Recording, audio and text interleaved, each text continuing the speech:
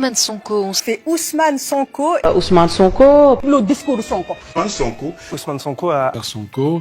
Ousmane Sonko. Ousmane Sonko. Le président Ousmane Sonko. Ousmane Sonko. Ousmane Sonko. Ousmane Sonko. Ousmane Sonko. Ousmane Sonko. Ousmane Sonko. Ousmane Sonko. Je demande pardon. Oui. Quand un homme politique menacé par le pouvoir, donc Monsieur Sonko, et ses partisans s'en prennent à la France, et quand on brûle des supermarchés de marque française, est-ce que c'est au nom de l'histoire ou au nom d'une réalité quotidienne aujourd'hui? C'est ce que j'avais dit dans mon livre. Je réitère ce que j'avais dit dans mon programme. Ils peuvent faire ce qu'ils veulent, mais les ressources naturelles du Sénégal, la terre, les ressources du sous-sol, les ressources halieutiques, les ressources naturelles, pétrole, zircon, or, toutes les ressources appartiennent exclusivement au peuple sénégalais. Mes chers compatriotes, la protection de la condition féminine et de l'enfant reste un défi de notre temps. Nous devons mettre fin à la violence faite aux femmes et aux filles et mieux protéger l'enfance. La politique intérieure où, aujourd'hui, l'un des principaux opposants à votre régime est accusé de viol. On essaie de lever son immunité parlementaire. Les gens se retournent vers vous en se disant, est-ce que le président Macky Sall est en train de tuer son principal opposant? Les femmes, les filles sont nos mères, nos épouses, nos enfants. Elles constituent l'autre moitié sans laquelle notre tissu social est incomplet et méconnaissable. Dès lors, violenter une femme, violenter un enfant, c'est froisser et abîmer notre tissu social. Toujours la même chose. D'abord, c'est un sujet sur lequel je ne vais pas me pencher parce que même avec la presse nationale, je ne me suis pas prononcé. Donc vous verrez le mal que j'aurai à parler dans votre antenne de ce sujet. Mais on ne peut pas occulter le cas Sonko, Monsieur le Président. C'est pourquoi j'ai soumis à l'Assemblée nationale, qu'il a adopté hier à l'unanimité, un projet de loi qui criminalise désormais les actes de viol et de pédophilie. C'est une affaire regrettable. Je ne sais pas ce qu'il en est dans le fond. Je ne peux pas souhaiter à mon pire adversaire une telle situation. Maintenant, il y a une accusation, il y a des procédures. Vraiment, il ne faut pas qu'on mêle le président de choses qui ne... Le président n'y est pour rien? C'est clair.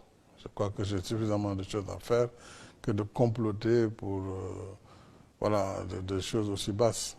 Et que tout ce qui sera signé contre ce peuple sera dénoncé au plus tard en 2024, renégocié pour l'intérêt exclusif du peuple sénégalais.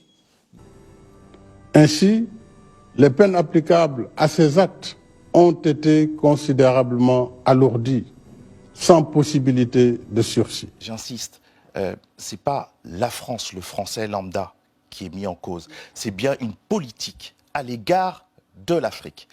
Quand, sur le perron de l'Élysée, des Africains voient des congratulations, des étreintes, avec des personnes qui conjuguent et additionnent des mandats, qui ont des bilans effroyables, avec j'allais dire des tonnes de morts, mais des milliers de morts, plus qu'un blocage et des inégalités extraordinaires, où ils vont dire, d'une main, on a un pays extrait de manière extraordinairement riche, et d'une autre, ils font la queue dans un sommet où, malheureusement, il n'y a pas toujours des décisions qui sont le sommet en termes de traduction dans le quotidien des Africains.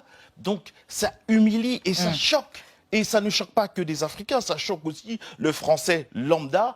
Comment se fait-il qu'on dise que la France-Afrique c'est terminé et on étreint des dictateurs et des personnes qui additionnent, qui changent des constitutions et qui additionnent des mandats? Votre sentiment? Nous sommes ouverts, nous ne sommes pas dans une dynamique d'autarcie, nous travaillerons avec tout le monde, mais dans un cadre gagnant-gagnant.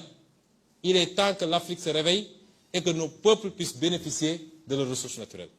Que nos peuples puissent bénéficier de leur indépendance et de leur souveraineté. Jean-Claude Félix Tukaïa. Une conclusion, la France a une chance extraordinaire, à contrario, c'est de changer de politique à l'égard des Africains, parce que bien sûr, la Chine et d'autres concurrents, on rebat les cartes sur le plan géopolitique, qui eux n'ont pas de scrupules sur la violation des droits humains. Chers amis, le Sénégal ne doit pas être le nouveau terrain de jeu de l'Occident. après l'échec de la lutte contre le terrorisme au Mali, au Burkina et au Niger. Nous sommes à un tournant décisif pour notre continent. Et notre génération a une responsabilité immense. Il s'agit de grands enjeux mondiaux. Nous sommes actuellement dans la cour des grands. Et chacune d'entre nous doit s'élever au niveau de ces enjeux. Ne perdez plus de temps dans des débats inutiles sur les réseaux sociaux. Tel a dit ceci à tel, tel a insulté tel, tel a... Ce n'est pas ça les enjeux. Ne vous laissez pas distraire. Ce n'est pas ça les enjeux aujourd'hui. Il nous faut être grands pour faire face à de grands enjeux. Nous ne devons pas manquer ce rendez-vous, mais cela suppose que chacun et chacune d'entre nous s'élève à la hauteur de ces enjeux. Les Européens ont compris depuis longtemps, ont fait leur choix, ont tracé leur voie et ont dirigé le monde. D'autres ont compris.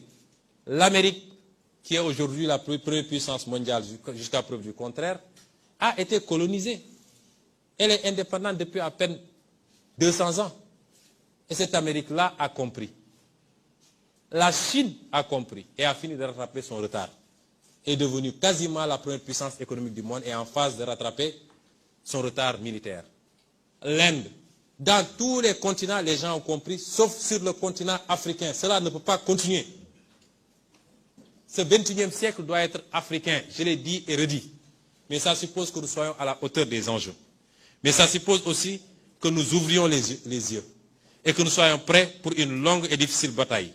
Car nous avons affaire à des gens, sans foi ni loi, omnibulés par le pouvoir et l'argent, et appartenant tous aux mêmes super loges. Je demande aux militants, aux militantes, aux sympathisants, aux sympathisantes et à tous les Sénégalais, ne vous laissez pas divertir par leur stratégie de diversion et concentrez-vous sur les vraies batailles.